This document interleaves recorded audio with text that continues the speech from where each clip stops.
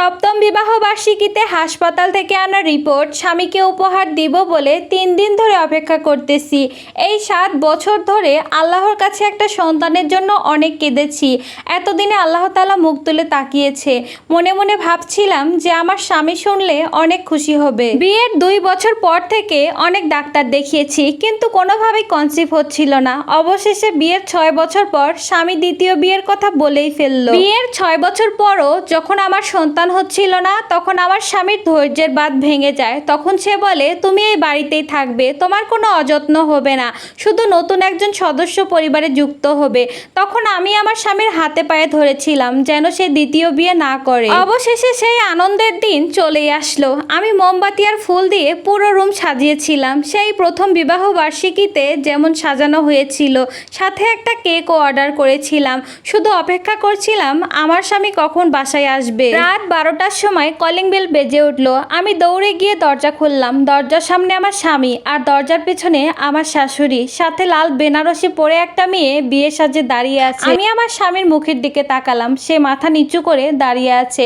শাশুড়ি জ্বরে বলে উঠলো, নতুন বউকে কতক্ষণ দরজার সামনে দাঁড়িয়ে রাখবো, তুমি সামনে থেকে সরে যাও। আমাকে সরিয়ে দিয়ে তারা ঘরে প্রবেশ করলো। সকালবেলা আমার শাশুড়ি বলেছিল আমার স্বামীকে নিয়ে তার একটা আত্মীয়র বাড়িতে যাবে, ফিরতে দেরি হবে। তবে এই বুঝি সেই আত্মীয়? আমি আমাদের বিবাহ বার্ষিকী উপলক্ষে ঘরের সবার জন্য বিরিয়ানি রান্না করেছিলাম, সাথে ঘরটাও নতুন করে ফুল দিয়ে সাজিয়েছিলাম। কিছুক্ষণ পরে আমার শাশুড়ি তার ছেলের বউকে নিয়ে আমার বেডরুমে আসলো। বেডরুমে এসে দেখে যে পুরো রুম সাজানো। রুম সাজানো দেখে বলে ওঠে, ভালো হয়েছে রুম সাজিয়েছো, তা না হলে এত রাতে বাজার থেকে ফুল আনিয়ে রুম সাজানো লাগতো। নতুন বউকে আমার রুমে রেখে আমার স্বামী আমার পাশে ড্রয়িং রুমে এসে বসলো। বসে আমাকে বলল, তোমার এই বাড়িতে কোনো কষ্ট হবে না, তোমার সকল চাহিদা আমি পূরণ করব। এই কথা বলে সে আমার বেডরুমে চলে গেল, কিন্তু আমি আমার রুমে নেই। আজকে আছে তার নতুন বউ। তারপর শাশুড়ি এসে বললেন, আজকে ওই রুমে আমার ছেলে আর তার নতুন বউ ঘুমাবে, তুমি এসে আমার পাশে ঘুমাও। সারা রাত ফুপিয়ে ফুপিয়ে কান্না করেছি।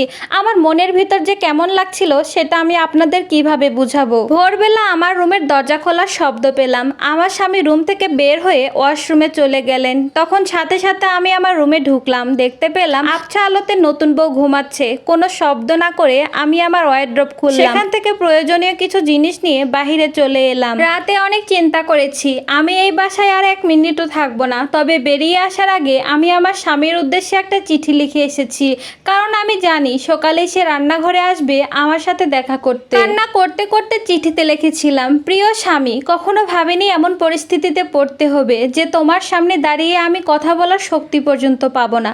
জানো, আমি আমার জায়গাটা অন্য কাউকে কখনোই দিতে পারবো না, আর এই কারণে আমি বাসা থেকে চলে যাচ্ছি। প্রেগনেন্সির রিপোর্টটা আমি রেখে গেলাম। আমি কনসিভ করেছি 2 মাস হলো। 4 দিন আগে রিপোর্টটা হাতে পেয়েছি। ভেবেছিলাম বিবাহ বার্ষিকীতে তোমাকে সারপ্রাইজ দিব, কিন্তু দেখো তুমি আমাকে সারপ্রাইজ করে দিলে। আমি তোমাকে কখনো ডিভোর্স দিব না, কারণ আমার সন্তানের বাবার দরকার হবে। আমি কেন একা একা কষ্ট পাবো? তার অংশীদার তুমিও কিছুটা হও। যে কমতির কারণে তুমি আরেকটা বিয়ে করলে, সেই কমতিটি আমার দ্বারাই পূরণ হলো। তুমি আমাদের সন্তানকে সময় মতোই দেখতে পারবে, আর আমাকে ফেরানোর চেষ্টা করো না, তাতে ফলাফল আরো খারাপ হবে। তুমি শুধু এইটা মনে রেখো, তুমি তোমার সেই ছোট্ট বউটাকে হারালে, যে এই দুনিয়াতে তুমি ছাড়া আর কাউকেই চিনতো না। আমার আর হয়তোবা আদর করে তোমাকে স্বামীজান বলে ডাকা হবে না। সত্যি, পুরুষ মানুষের মন কতটা পাষাণ হলে এত বছরের ভালোবাসা, মায়া, স্মৃতি সবকিছু ভুলে আরেকটা বিয়ে করতে পারে। সব পুরুষ আবার এমন না। এই গল্পের সাথে আমার বাস্তব জীবনের কোনোই মিল নেই। গল্পটা একটা আপুর লাইফ থেকে নেওয়া।